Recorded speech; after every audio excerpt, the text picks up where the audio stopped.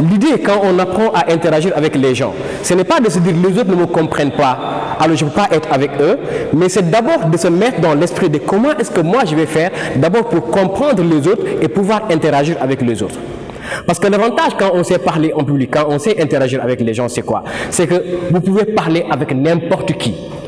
Fût-il une personne hyper intelligente, fût-il une personne qui est dans la moyenne, ou qu'il soit carrément un con, un débile. Vous pouvez interagir avec toutes ces personnes-là parce que simplement, vous avez appris à parler avec eux. Je ne sais pas si ça va jusque-là. Ok? Alors, avant de continuer, je voudrais que tout le monde se lève, surtout les nouveaux, ceux qui viennent d'arriver, qui sont arrivés en retard, que tout le monde se lève. On se met debout.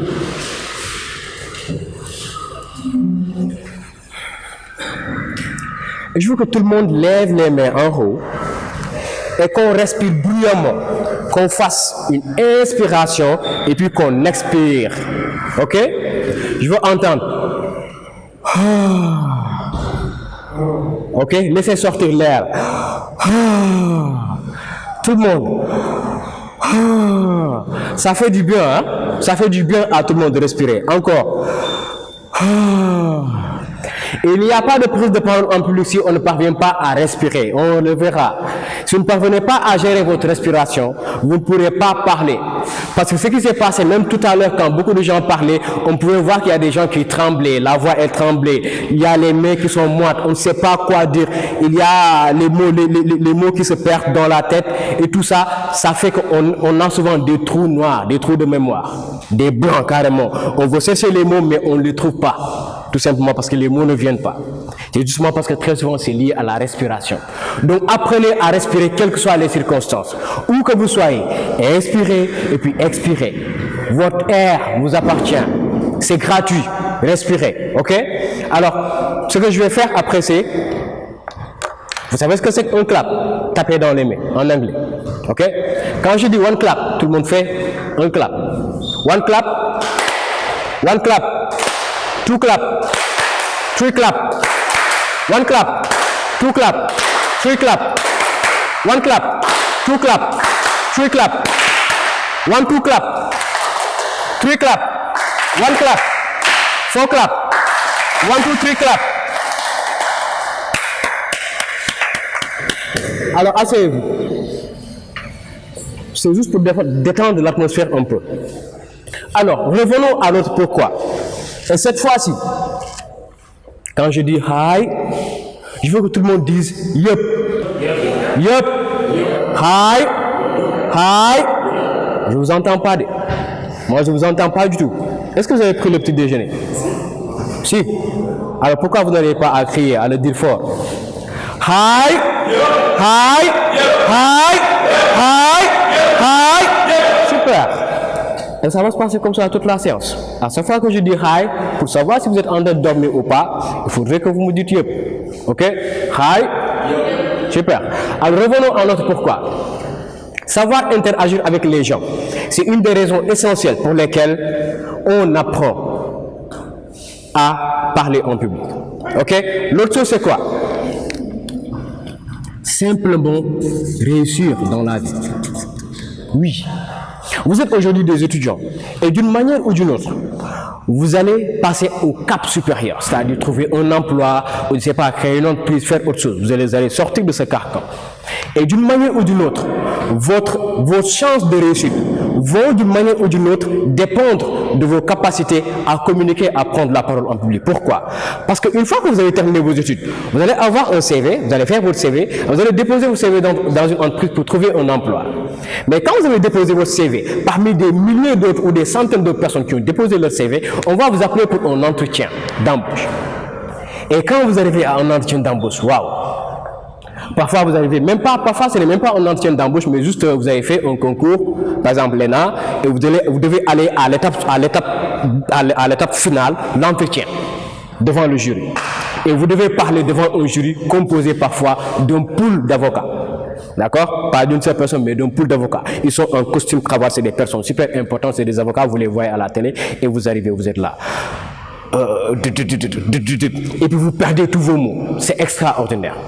Si vous ne gérez pas ce problème-là dès maintenant, ça va être compliqué. vous ne réussirez aucun entretien d'embauche. Sachez tout simplement que quand vous arrivez à un entretien d'embauche pour un emploi, dès que vous franchissez le seuil de la porte, la personne qui va vous recevoir, elle écrit déjà quelque chose. Comment est-ce que vous marchez? Comment est-ce que vous regardez les gens? Et une fois que vous êtes assis, tout ce que vous dites est noté. Comment est-ce que vous parlez? Comment est-ce que vous dites les mots, etc., etc. Et tout ça, c'est le package dans la prise de parole en public. Et c'est des choses que vous devez maîtriser. Si vous voulez en tout cas réussir votre vie. Votre réussite est intrinsèquement liée à votre façon de parler, d'une manière ou d'une autre. Et si jamais vous intégrez une entreprise quelconque, et que disons vous êtes manager, ou vous êtes chef de projet, vous êtes, je ne sais pas, chef de chantier, etc., vous devez à un moment ou à un autre être obligé de présenter des rapports de travail devant vos collègues. Vous serez devant en réunion, peut-être chaque lundi, et vous devriez parler. On va vous donner travailler dans une ONG où on va vous dire allez à faire une intervention à Kaolack par exemple, allez faire une intervention à Saint-Louis et vous devez aller et vous devez parler à des gens.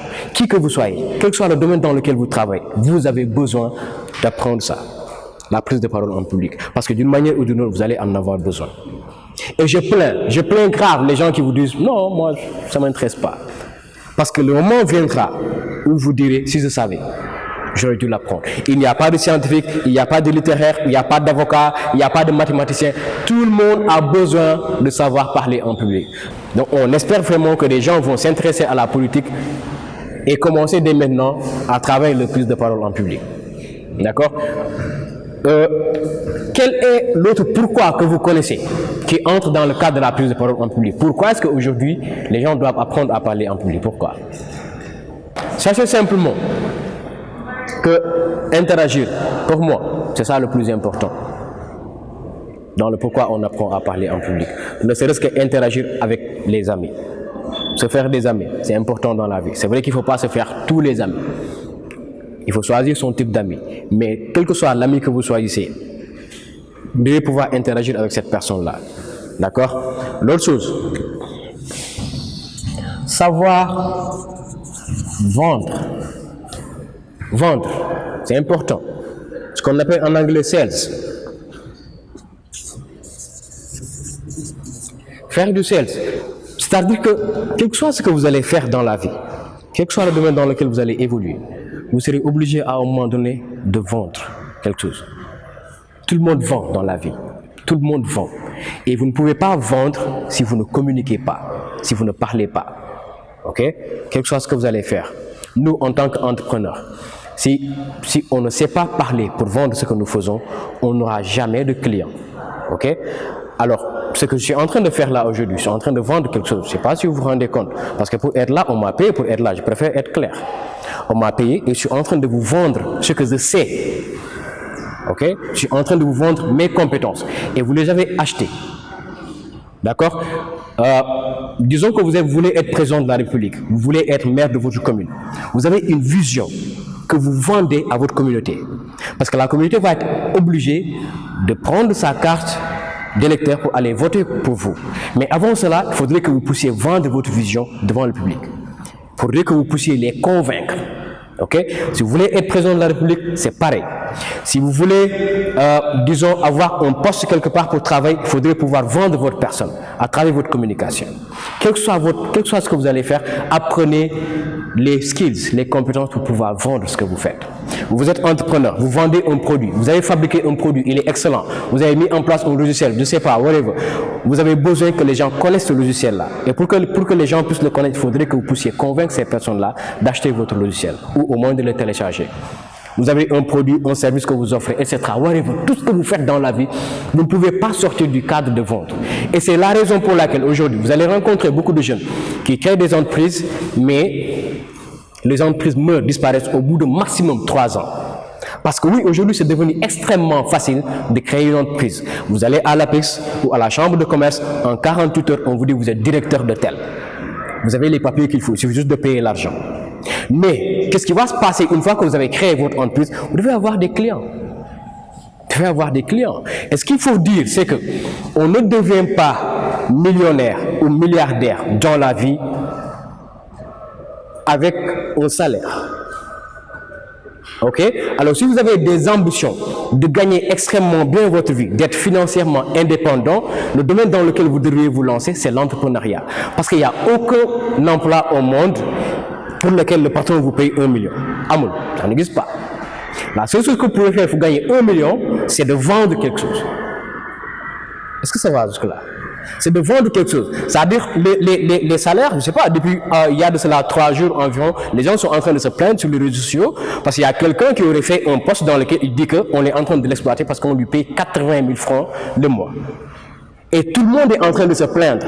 Et il y a des gens qui disent, non, c'est pas possible, on ne peut pas vivre avec 80 000 francs au Sénégal. Moi-même, j'ai travaillé pour 75 000 francs pendant très longtemps. Et on me paye 75 000 francs le mois. Jusqu'à ce que je comprenne que c'est de la foutaise, tout ça. Okay? Les gens qui sont souvent fonctionnaires, ils se font payer 150 000 francs le mois et ils s'habillent en costume cravate. Mais ce qui se passe, c'est qu'à la fin du mois, ils vont au niveau de, avant la fin du mois même, chez le boutiquier du coin, où ils ouvrent un cahier pour prendre des bons. C'est comme ça que les gens y vivent. Ils vivent avec des dettes. Right? Alors, si vous n'avez absolument rien à vendre, à moins que vous soyez politicien pour voler l'argent du peuple, vous ne serez pas millionnaire. Ou du moins, vous allez, même si vous pouvez l'être, ça va toujours dépendre de quelqu'un ou de quelque chose. C'est comme cela que la vie, elle fonctionne. Alors, vous devez avoir quelque chose à vendre si vous voulez vous élever. Imaginez tous les grands milliardaires du monde, tous les grands millionnaires, ils ont toujours quelque chose à vendre. Toujours. Youssou N'Dour, il vend sa musique. C'est pour cela qu'il est devenu aujourd'hui milliardaire. Cheikh Amar, il vend aujourd'hui des machines. C'est pour cela qu'il est devenu milliardaire. Mark Zuckerberg, il le vend des publicités sur Facebook. C'est pour cela qu'il est devenu milliardaire. Ok? Jeff Bezos, ou je ne sais pas qui, n'importe qui vous prenez, Babacar, je ne sais pas comment il s'appelle encore, Serigne Boub, et tous ces milliardaires-là, ils ont des produits qu'ils vendent. Comment est-ce qu'ils font justement pour pouvoir vendre cela? Ils se mettent devant des gens et ils argumentent. Ils vont voir des personnes et ils leur disent, voici le produit que je propose, est-ce que vous pourriez l'acheter? Ils font leur marketing. Ok? Donc, votre réussite, on va parler ici de indépendance financière.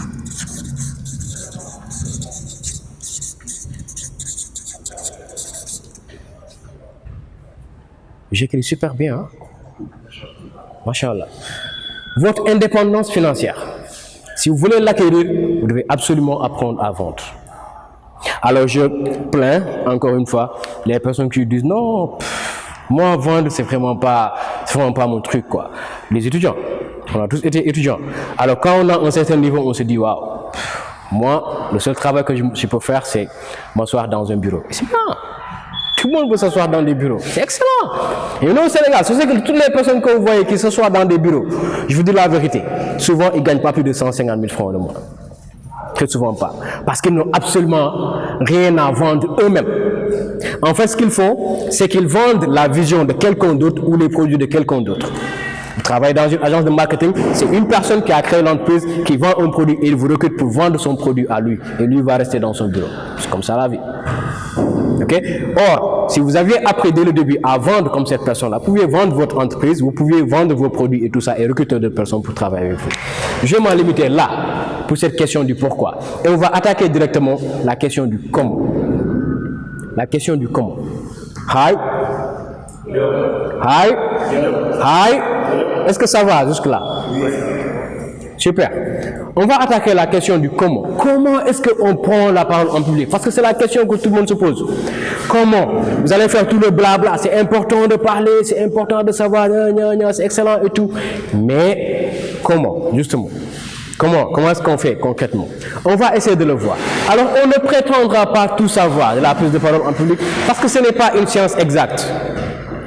Les livres que vous lirez, les personnes, les grands orateurs du monde, vous les écouterez et chacun aura sa propre méthode, chacun aura sa propre façon de faire. Ok? Donc, ce n'est vraiment pas une science exacte. Vous pouvez aussi avoir votre propre façon à vous de faire. Mais il faut tout simplement savoir que quelle que soit la méthode que vous allez utiliser pour parler en public, vous devez faire ces 3 choses-là. Ok? Parce que dans la vie, on peut avoir des méthodes différentes, mais très souvent, les principes restent les mêmes. C'est sur les principes que chacun se crée sa propre méthode.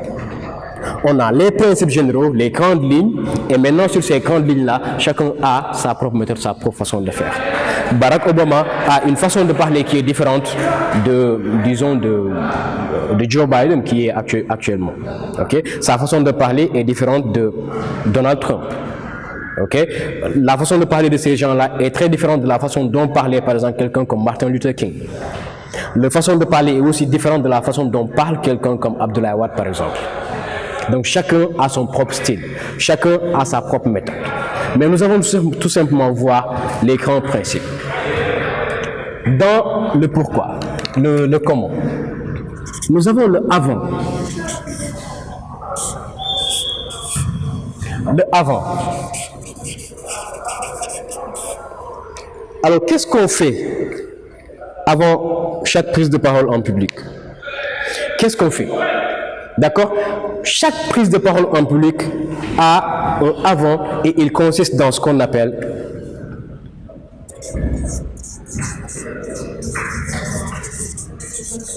la préparation. La préparation, aussi bizarre, aussi extraordinaire, ou aussi simple et simpliste que cela puisse paraître, toute personne que vous voyez en train de parler en public, il a préparé sa prise de parole en public. Ça ne s'improvise pas. On n'improvise pas une prise de parole en public. Jamais. Never. La personne que vous verrez devant vous qui fait semblant d'être hyper bien, il a préparé le truc. Ça ne s'improvise pas. Il n'y a personne qui vient comme ça, il parle. Maintenant, la préparation, ce n'est pas rester à la maison et prendre des cahiers et tout préparer. Cela se prépare dans le temps. Il y a des gens qui ont passé 10 ans à se préparer pour parler un jour. 10 ans de préparation. D'accord? Si je parle ici aujourd'hui devant vous, parce que j'ai pris beaucoup de temps à me préparer. Cette prise de parole que je suis en train de faire, avant de venir, je l'ai préparée. Ne vous leurrez pas, je ne suis pas en train de faire juste du freestyle. J'ai préparé quelque chose avant de venir. Alors même si je n'ai pas la fiche devant moi, préparée, je ne la tiens pas entre